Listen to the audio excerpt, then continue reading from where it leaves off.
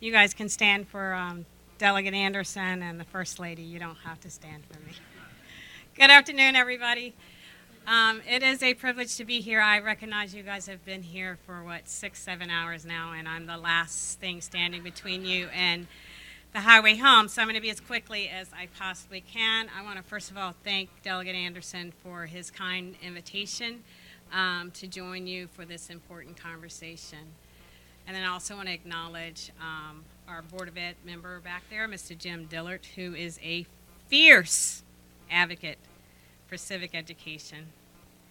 And then finally, I want to acknowledge and thank you, the educators, for coming here today to discuss the importance of civic education in our society.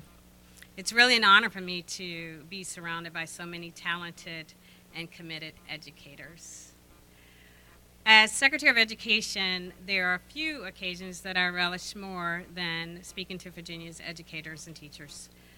I have nothing but the highest respect and admiration for all educators. As a matter of fact, my grandmother, who happened to also be my first grade teacher, taught for 40 years in Halifax County Public Education, and so I have education in my DNA. Her father was a teacher, and all of her siblings, so it is truly a profession that I love. It is dear to my heart, and you probably will not find a greater advocate for teachers, especially for what you do on a day-to-day basis, than me and this administration. Me, because I saw my grandmother and what she did and how much she had to give of herself, personally of herself.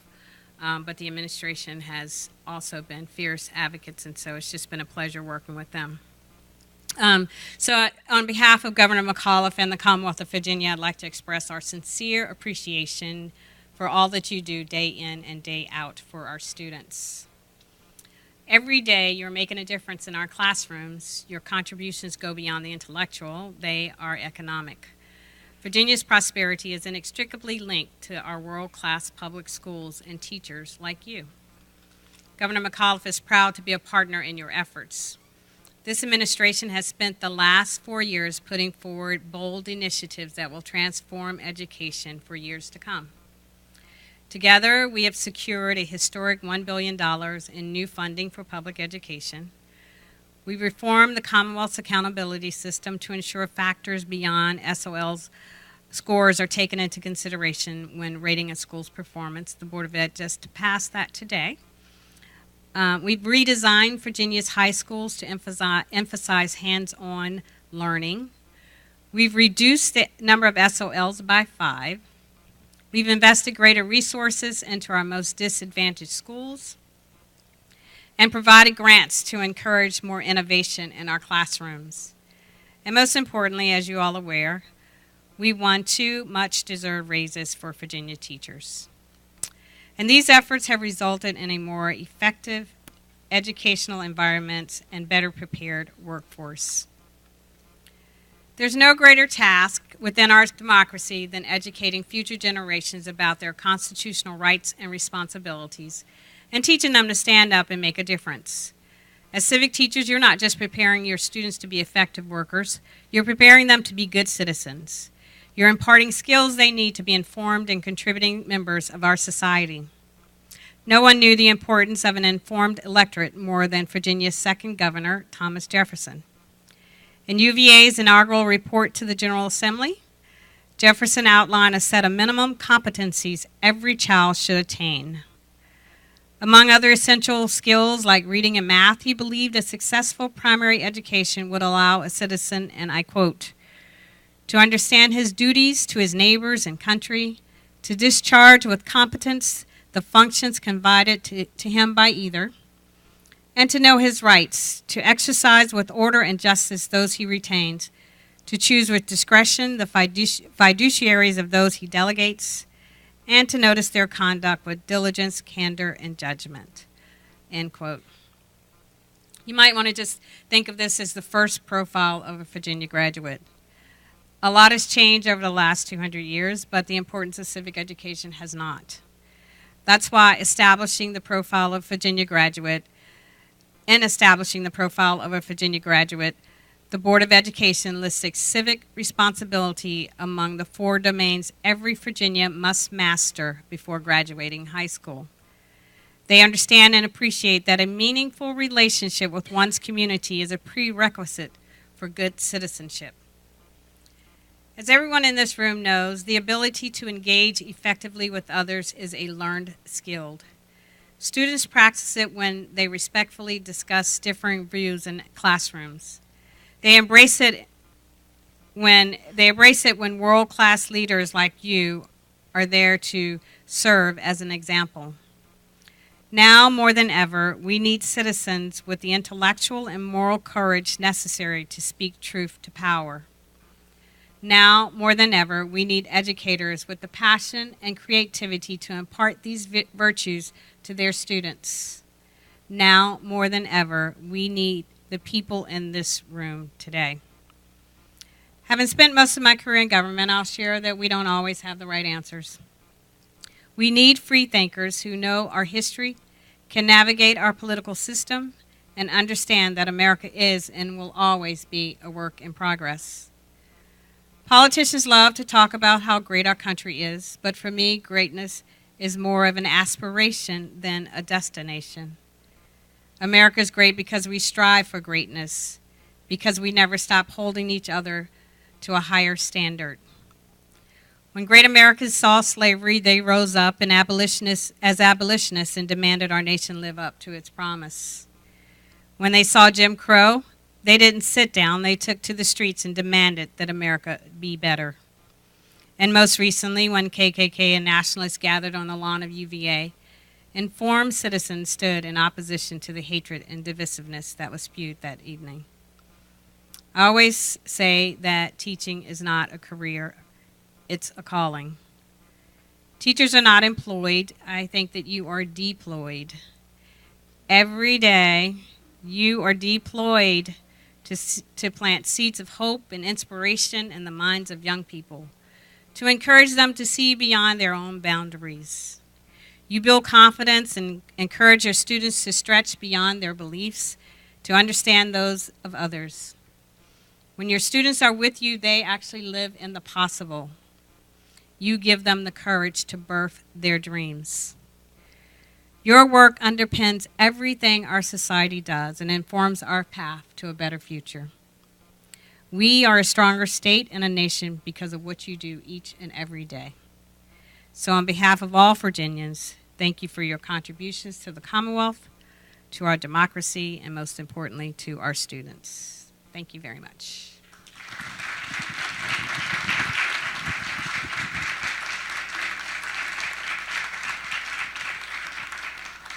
Thank you all, and I'm happy to respond to any questions if there are any. I know you guys are ready to go home, right? I'm not offended if you don't ask a question at all. Yes, sir.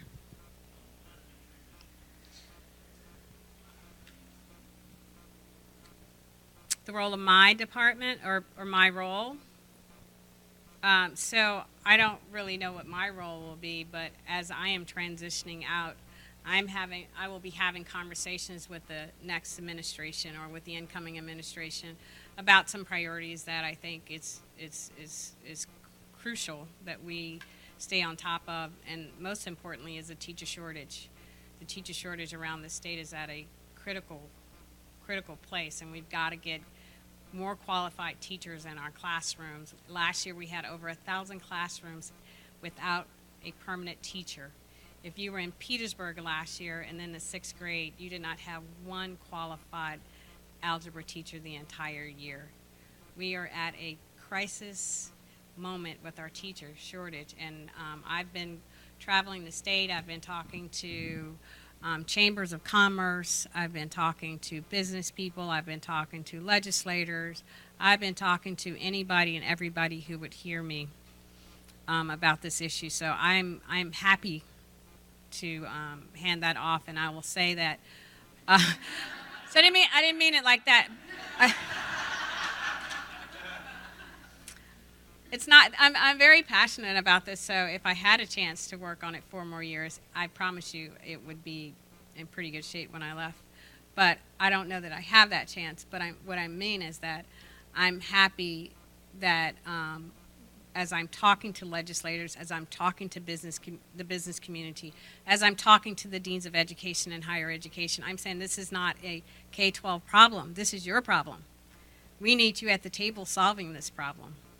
So it's really good that they are all embracing it.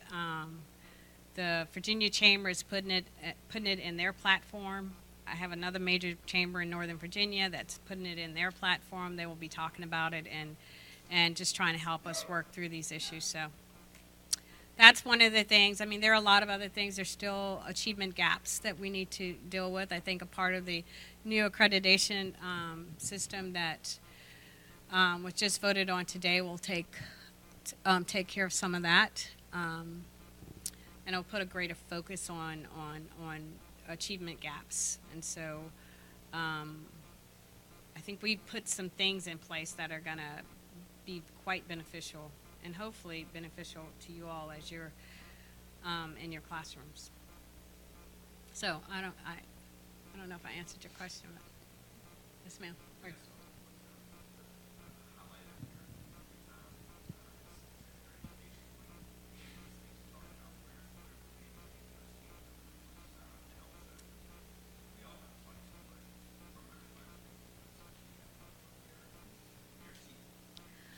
Oh gosh. So it's actually all been. So I will share this. The majority of my career has been in higher education, and so it's 16 months. I was literally just thrown into this job. Like I had no time to even think about it. One day I was deputy secretary. The next day I was secretary, and I never really dealt that much in K-12. And if you all know K-12, it is so different than higher ed. And I was shocked that there are not a lot of collaboration, which is weird, right? So it's not funny. It was actually kind of sad because like the first 3 months, I'm up all night long trying to figure out how am I going to get a handle over this enormous job that is before me. And on top of that, when Ann left, her schedule was already like 3 months booked, 3 months in advance booked, so I had to take on all of that too. So it was extremely challenging learning the job, but I guess about 6 months in, I felt like I was getting my feet, and so it's, I think the highlight, and this is going to sound a little dorky, but the highlight has been actually to work for this governor. This governor has so much energy, and he is so passionate about education and about Virginia as a whole, but particularly about education. And I think because he gave us so much leeway to actually try different things, and he pushed us every single Monday. He's like, "What'd you try differently this week?" So we always had to, he would push us to always be innovative, try something new, do not do it the same way. So we laugh about how we were able to blow up the high schools because, the governor gave us the opportunity and the courage to actually get out there and do it. We have to give the board a lot of credit for actually putting it in place, but a lot of, I think it's just been his desire to make a difference, putting the money, $1 billion in public education, not all to K-12, but in public education was pretty significant. So the thing that this is my third governor, and I have loved all of the governors that I work for because they're passionate in one way or the other, but I think that this one has probably been the most accomplished in education. And so I will miss working with the energy and trying to keep up. It's hard to keep up with him. I think you had a question. All right.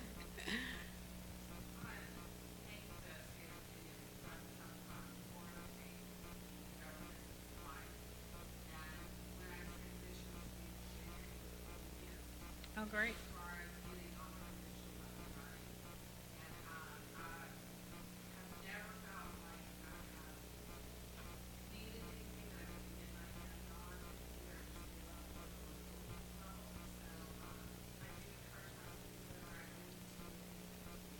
that's great. Can everybody do that? Seriously, we need educators.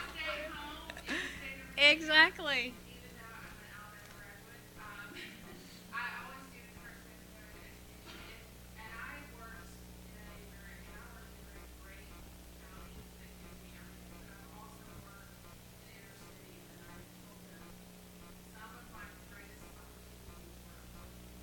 Yeah.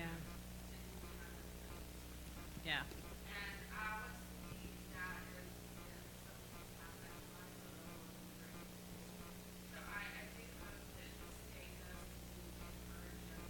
Yeah. Yeah.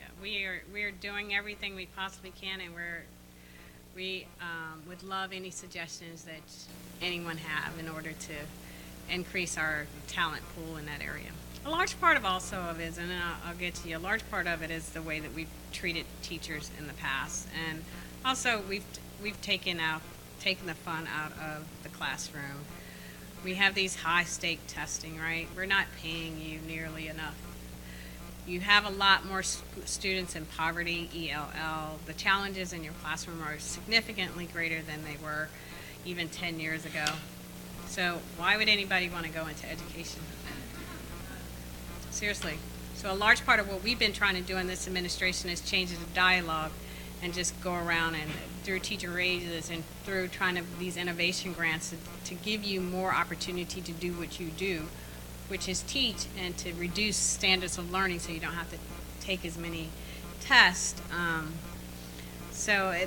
We started it. I'm hoping that the next administration will continue it because right now I think we're still, and we have a board member back there who might think differently, but I think we still are over testing our students. And I think we can do a lot better with experiential learning to really understand what they know instead of checking a box. That's just my opinion, Mr. Dillard. Yes, ma'am.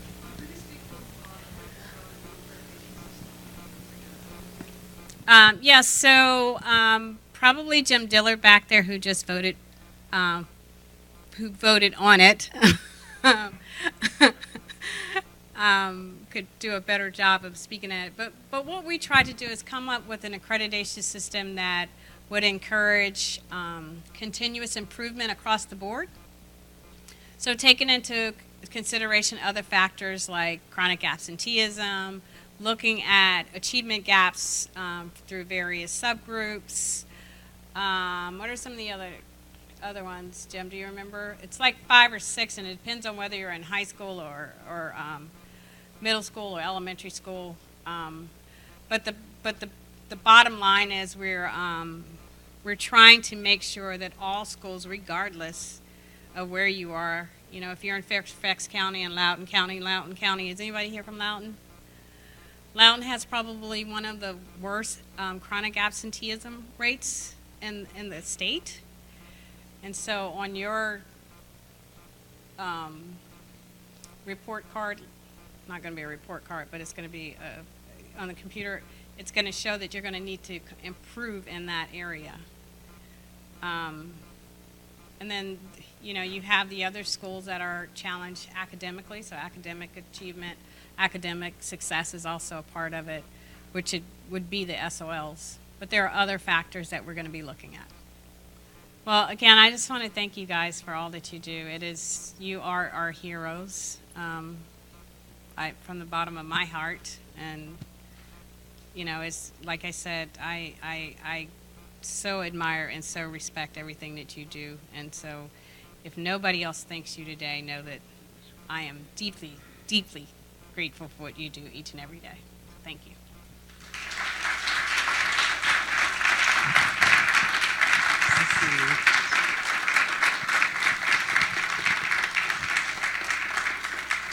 Thank you, Secretary Trent. I can say as a legislator who got involved with a special project with her over the last year, and she knows that of which I speak, we were able to work together and resolve a problem. I have the highest regard for Secretary Trent. Okay, this is the end of the day, and I'd like to leave you with 4 things if they won't leave my mind. Number 1, you will receive a link at some point that will take you to the television network site where you can download this and use it any way you wish in your classrooms. Number two, you will receive a survey at some point in the mail so you can provide us feedback on how we can make the 2018 Virginia Civic Summit even better. Thirdly, as you leave, there is a certificate of completion waiting for you in the foyer to certify your attendance. And fourthly, as someone who now lives in Northern Virginia, but went through Virginia Public Schools in Roanoke, and then later Virginia Tech, went off to a 30-year Air Force career, and returned to Virginia to serve in the General Assembly, there is no community of teachers anywhere in America like the teachers in Virginia. And I simply, as a product of Virginia schools, want to thank you from the bottom of my heart for what you do to nurture the young lives that are placed in your hands. So thank you for being here with us today, and we look forward to seeing you again. And call us if we can ever help in any way, for any reason, at any time. Thank you.